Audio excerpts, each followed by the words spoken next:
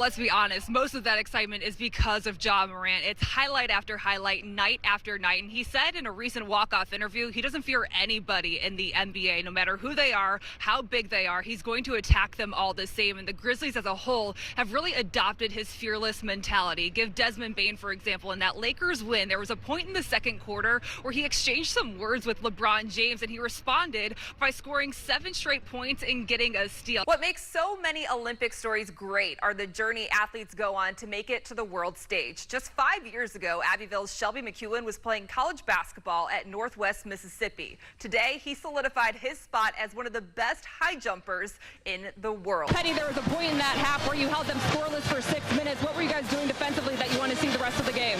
Well, we were putting pressure on them. They were walking the ball up early. Bradley totally tripped him on the play before, non-basketball moved, and Ja told him to basically get off of him, and he wouldn't. He was tugging at his jersey. That's when Steven Adams came in and picked up Bradley and basically carried him halfway across the court. Another day of really low scores at the WGC FedEx St. Jude Invitational. We have talked about them every day so far through the third round. Harris English is holding on to that 2-shot lead, but there's now a new name creeping up the leaderboard, and it's Bryson DeChambeau after shooting a 7 under 63. Put some respect on our name. I bet you we got it now. Just turn on your TVs. The Grizzlies officially the talk of the league. Their usual 30 seconds by national media turned to 10-minute blocks today after holding off the Warriors in a 116-108 win and winning their 10th straight, now sharing third place in the West. For how heated this rivalry game was back in 2018 when both head coaches Rick Barnes and Penny Hardaway shared some choice words towards one another, this game feels rather mellow, and both teams approaching it like it is just the next game on the schedule. For Memphis, they're hoping to really use some momentum from Tuesday's upset against 6th-ranked Alabama to carry over into this game. That was their most complete game of the season. They had 5 players in double figures, shot 53% from the floor, and they also played really well defensively. The Sugar Bowl not so sweet for the Ole Miss Rebels, and quarterback Matt Corral. The Rebels fall to Baylor 21-7, while Corral left the game in the first quarter with an ankle injury to end his Ole Miss career. Corral was carted into the locker room and came back on crutches. The x-rays came back negative, but still a heartbreaking situation for a projected first-round draft pick. Look at this UCF team, and they are pretty banged up, especially missing their quarterback, Dylan Gabriel. You know, Memphis, though, has never won at the Bounce House, but given the circumstances, do you feel like this year might be their best chance? There's been a lot made up about this team with you and Amani Bates. To put on a Tigers uniform for the first time and play in your first college game, what was it like? It was exciting. It was very exciting. A lot of emotions. Also a very highly anticipated season for this team. What do you think you guys showed today? How versatile we are defensively. The NBA draft is coming up on Thursday, where the Grizzlies hold the 17th pick in the first round. But as we have seen in the last 2 drafts under Zach Kleiman, he's not shy about moving up. Coach Smith said in your induction ceremony speech that as soon as he met you, he knew you were going to be a coach and you were going to be a great coach. And I knew what a great coach he would be. Did you always think you would be in this seat one day eventually, or was there a different dream along the way? Well, my dream was to play as long as I could, but at my size, most people didn't think you'd have a chance. As someone who's coached at Blue Blood programs, why does this rival that?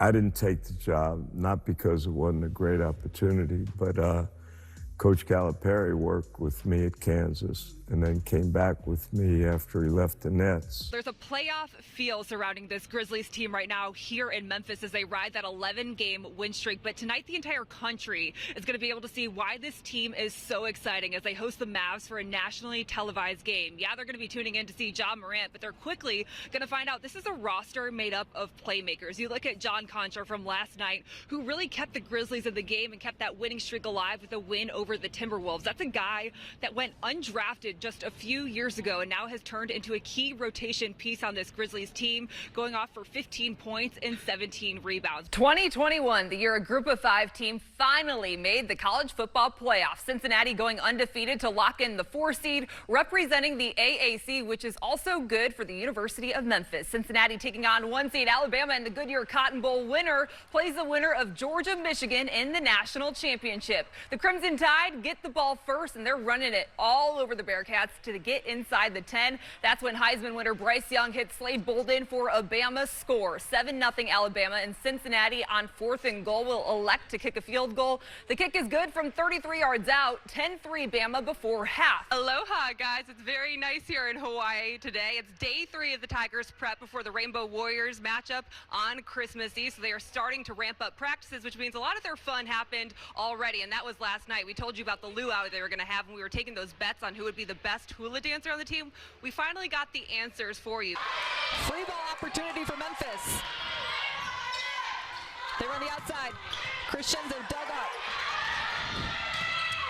And Crescenzo solo blocks. Rachel Wolf. What a rally. We talk about St. Louis and Memphis. This is a rivalry that dates back many, many years. These two teams have been in many different conferences together, and Penny Hardaway has played against Lou several times. 5-0 against St. Louis. He averaged nearly a triple-double.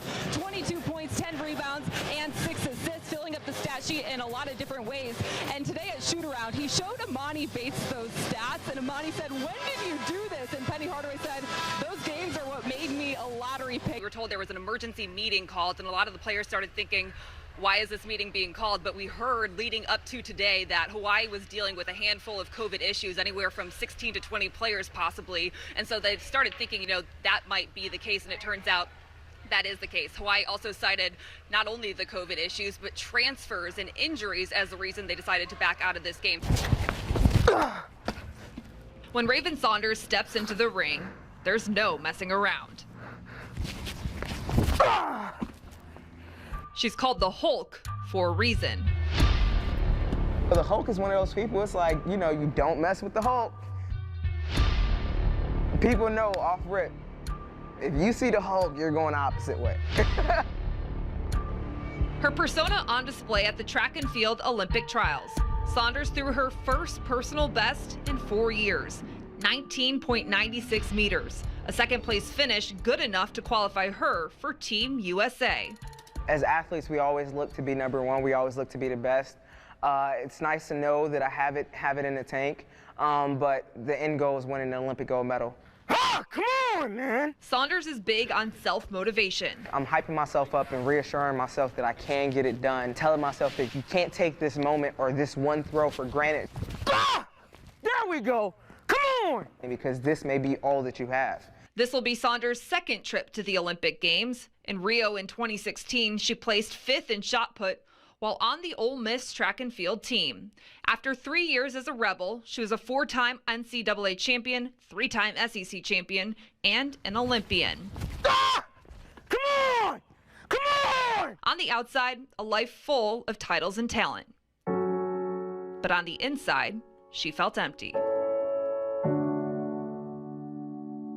I was young, I was black, and I was gay. Just moved to Mississippi. There was a lot of, stigma and things like that around certain stuff. I really felt like, there was no outlet for me. Track was like an outlet, but it was only so much, especially mentally when you're going home and having to deal with it. And it started to weigh on me a lot that year. I went from having a great 2016 to having an okay 2017. So that off season, because how I valued myself and how I attributed my self-worth was how well I did on the track. When you're doing well, everybody's, in your corner, everybody, oh, okay, how are you doing, this, that, and the third? And then certain things change, and then the dynamic changes. I started questioning myself a lot more than I had before. Over time, it got to me. In that beginning of 2018, of what was my senior year, I was ready to take my life. What stopped you? Texting my therapist is what saved my life. Literally texting her because I felt like she was the only person that I feel like understood me. But yeah, in my mind, I was like, if she doesn't, whatever happens when I send this out is whatever's gonna happen. And if she texts me back, cool. If not, then hey, it is what it is. I'm gonna just go ahead. But thankfully, she did. Saunders checked into a facility in Memphis that day in 2018. 3 years later, she's open about her struggles with mental health. I'd seen similar stories or certain things, and I knew of other athletes who were struggling, and I was like, I know I can't be the only one going through this. I'm like, there's no way possible that I'm the only one going through this. So I really battled with myself for a few days on, you know, what to post or if I should post it. And I even shared like the picture of the hospital band of when I got admitted, just showing people, because I wanted to show people like it's real. You know, there are many of us that deal with this, and I wanted to be the one that said something and showed, you know, how close I was to possibly, you know, deter somebody else from going down that route, or letting somebody else know that, hey, you're not alone. So many people that I knew had been dealing with certain similar things who hit me up being like, thank you, like, you know, I've been struggling with the same things. And those were the types of things that kind of got me through that vulnerability after sharing. The people saying, thank you, you helped, or thank you for sharing your story. For me, it literally like made me tear up, because it's like, you know, this is why I do this, because there's so many people like that aren't even athletes who are affected by it, and it affects more people than we know. I remember seeing the tears on my mom's face when she came and saw me after she had found out, you know, what was going to happen, and just the amount of love and support and things like that. And my goal is just to save as many lives as possible. No longer does Saunders value her worth based off of how far she throws or how high she places. She knows she's great, she knows she's a champion, and she doesn't need a medal to prove it. A medal for me, it really reflects nothing, because I feel like with or without it, I'm good. For me, it's just gonna be like the icing on the cake. Everything that I've done, it's like, okay, it paid off, but I've learned to not measure my self-worth or my self-value based upon, you know, materialistic things. But a medal, I feel like for other people that look up to me will see, you know, oh my God, like it's like, you know, the grand finale to a great story, which on that side it would be nice. And I mean, I'm not saying I don't want a medal, because I do want a medal.